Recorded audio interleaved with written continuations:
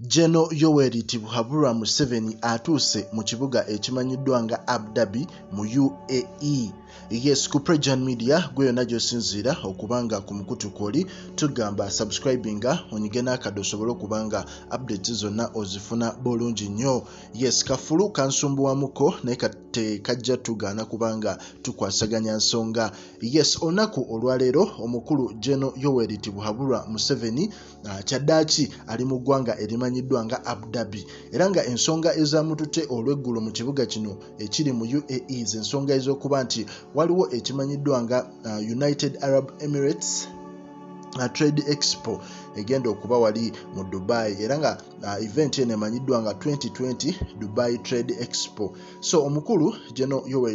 Museveni yasobodde okuba nga atuukayo era nga yayanyiriziddwa omu ku bakulu amanyiddwa nga Shakbut Nahian era nga ono ye Minister of State mu Ministry of Foreign Affairs and International Corporations. So n'abakulu abalala ababaddeyo omwabadde His Excellency Abdallah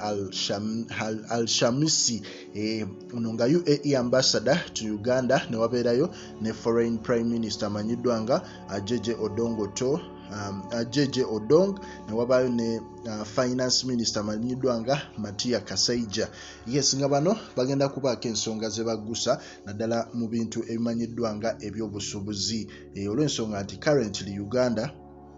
embeera gy'erimu si nnungi naddala trade wise ne financially ne economy olw'ensonga nti coronavirus yatwaffectinga nnyo ate ssente ezimu bazikozesa mu ngeri etaategerekeka naddala ba officials baffe wano. So ssente mu ggwanga ne liba nga terina ssente to an extent nti ate NSSF akasente kezeterekera abantu nayo eyagala etandike okubanga ekatakisinga ng'ekajjako omusolo ekintu ekyanyizizza bannayuganda of which era n'emabegako awo baavayo ne batugamba nti banki zigenda kuba zikozesa akasente akaluddeyo okumala ebbanga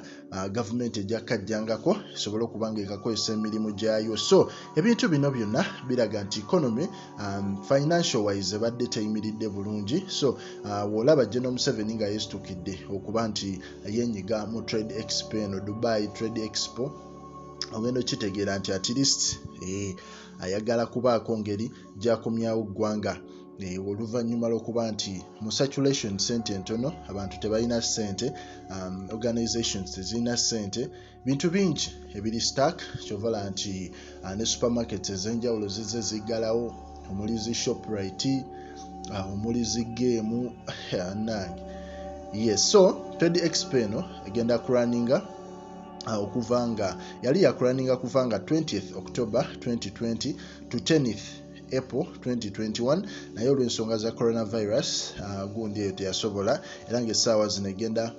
yatandise okubanga eraninga from 1st October 2021 to 31st March 2022 era nga kisuubira okuba nti 192 countries zigenda okubeeramu zigenda okuba nga ziparticipatinga mu eno expo